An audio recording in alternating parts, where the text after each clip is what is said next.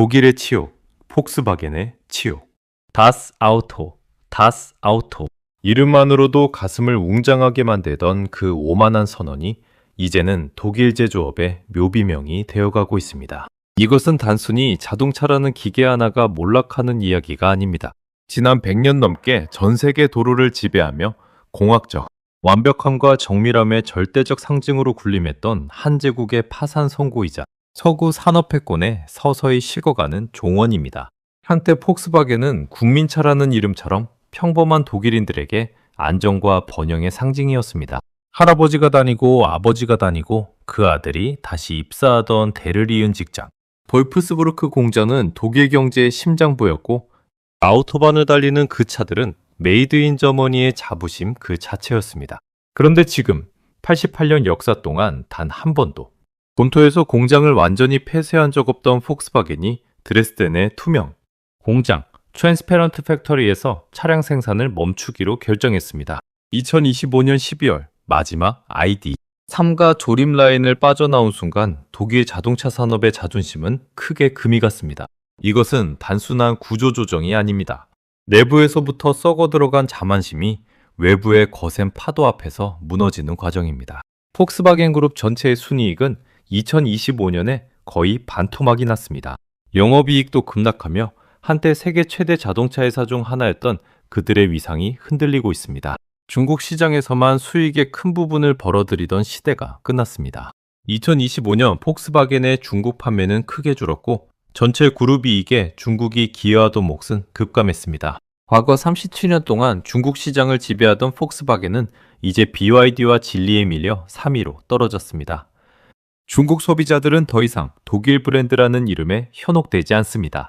그들은 더 저렴하고 배터리 성능이 우수하며 소프트웨어 업데이트가 빠른 중국산 전기차를 선택합니다. 더욱 쓰라린 것은 포르쉐의 몰락입니다. 한때 세계에서 가장 수익성 높은 프리미엄 브랜드였던 포르쉐의 자동차 부문. 영업이익은 2025년에 98% 가까이 증발했습니다. 이전 연도 약 53억 유로에서 2025년에는 9천만 유로 수준으로 추락한 충격적인 숫자입니다.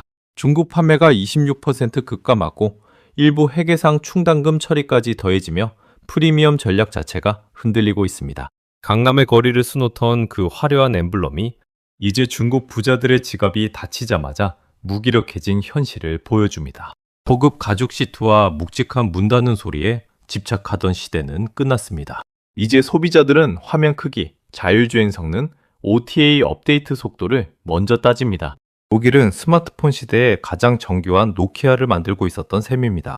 메르세데스 벤츠와 BMW도 마찬가지입니다. 독일 자동차 빅3의 전체 영업이익은 2025년에 크게 하락했습니다. 중국 시장 점유율은 몇 년 전 25% 수준에서 2025년 상반기 13.1%까지 떨어졌습니다. 중국 내수 브랜드가 국내 시장의 68에서 69%를 장악한 가운데 독일 브랜드의 EV 점유율은 5%대에 머물고 있습니다. 독일 자동차 산업은 2025년 한 해에만 약 5만 개의 일자리를 잃었습니다. 전체 산업 인력의 6% 이상이 사라진 셈입니다. 보쉬, ZF, 콘티넨탈 같은 부품사들도 수천에서 수만 명의 감원을 발표하며 공급망 전체가 흔들리고 있습니다. 이 참담한 패배의 뿌리는 오만에 있습니다. 독일 자동차 회사들은 한동안 전기차를 모터 달린 장난감 정도로 치부하며 비웃었습니다. 실린더가 내뿜는 정교한 폭발음과 기름 냄새만이 진정한 자동차의 영혼이라고 믿었습니다. 디젤 게이트 스캔들로 전 세계를 속이며 내연기관의 수명을 억지로 연장하려 애쓸 때 시대는 이미 멀리 달아나 버렸습니다. 테슬라는 소프트웨어로 차를 재정의했고 중국은 배터리 공급망과 저가, 대량 생산이라는 새로운 영토를 완전히 선점했습니다. 중국의 공세는 잔인할 정도로 빠르고 철저합니다. 과거 독일 기술을 배우겠다고 허리를 굽히던 중국 기업들이 이제는 포식자가 되어 독일의 안방까지 들이닥쳤습니다. BYD, 지리자동차, 샤오미, 니오, 엑스팽 등은 가격 경쟁력과 기술 속도로 독일차를 압도합니다. 짝퉁이라는 조롱은 이제 옛말이 되었습니다. 그들은 독일차보다 훨씬 저렴한 가격에 더 나은 자율주행과 배터리 성능을 제공합니다. 이 치욕의 정점은 니더작센 주총리 올라프 리스의 발언입니다. 그는 폭스바겐의 공장, 특히 볼프스부르크나 다른 유유시설에서 중국 자동차를 위탁 생산하는 방안을 진지하게 검토하자고 제안했습니다. 세계 최고의 명차를 만든다는 자부심으로 똘똘 뭉쳤던 독일 노동자들이 이제 중국산 저가 전기차에 나사를 조이는 하청 노동자로 전락할 가능성이 현실로 다가온 것입니다. 한때 기술을 이전당하던 중국이 이제 기술과 시장을 동시에 장악하고 독일에게 일자리를 빌려주는 역전현상. 이것이야말로 독일의 치욕 중에서도 가장 쓰라린 장면입니다. 더욱 기괴한 광경은 독일 산업의 방향 전환입니다. 자동차 판매가 급감하자 부품사와 완성차 업체들이 방위 산업으로 눈을 돌리고 있습니다. 셰플러는 드론용 엔진, 장갑차 탑재 시스템, 군용 항공 부품 생산에 나섰습니다. 도이츠는 군용 차량과 포병 시스템용 대형 엔진을 공급합니다. 폭스바겐 그룹 산하 공장 일부도 아이언도무 관련 부품 생산 논의에 들어갔다는 소식이 나옵니다. 평화와 번영, 아우토반의 나라로 상징되던 독일이 이제 유럽 재무장에 화약고를 채우는 무기 창고로 변모해 가고 있습니다. 자동차로 세상을 이롭게 하겠다던 그들이 살상 무기를 만드는데 산업 기반을 재편하는 아이러니. 경제가 막다른 골목에 몰렸다는 가장 적나라한 증거입니다. 독일 경제 전체가 2025년에 2, 3년 연속 마이너스 성장을 기록하며 유럽의 병자로 확정되었습니다. 전기세는 치솟고 인건비는 세계 최고 수준이며 노조의 경직성과 관료주의는 여전합니다. 에너지 위기, 노후화된 인프라, 정치적 올바름에 매몰된 규제까지 70년대에 설계된 시스템으로 2026년 인공지능과 전기차 시대를 이기려 했던 고집은 국가 전체의 침체로 이어졌습니다. 볼프스부르크와 드레스덴, 슈투트가르트의 공장 굴뚝에서 피어오르던 연기는 이제 희망의 신호가 아니라 몰락의 전조가 되었습니다. 우리는 이 사태를 통해 제조업의 한계를 목도합니다.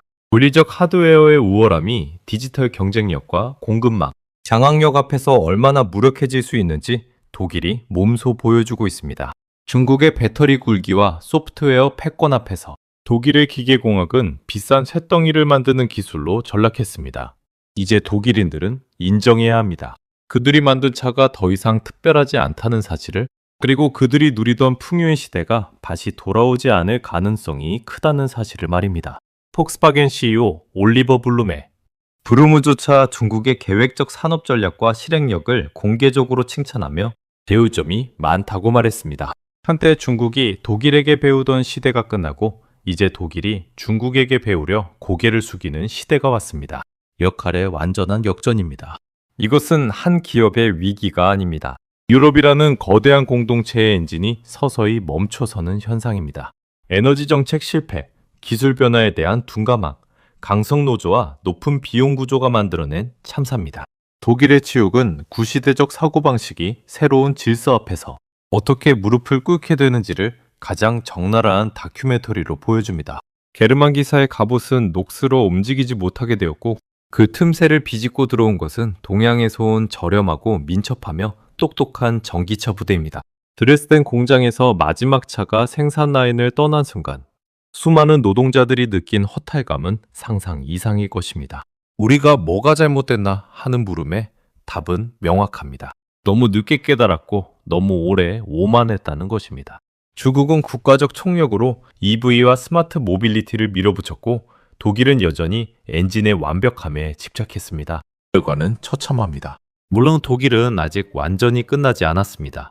자녀 브랜드 파워, 유럽 내 인지도, 일부 기술 기반은 남아 있습니다. 하지만 지금 추세대로라면 2030년대에 독일 자동차 산업은 글로벌 리더에서 유럽 지역 강자로 혹은 생존을 위한 방어 모드로 전락할 가능성이 큽니다.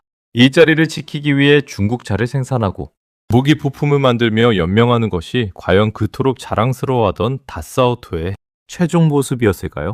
다시 한번 묻습니다. 다스아우토, 이것이 진정 당신들이 꿈꾸던 자동차의 미래였습니까?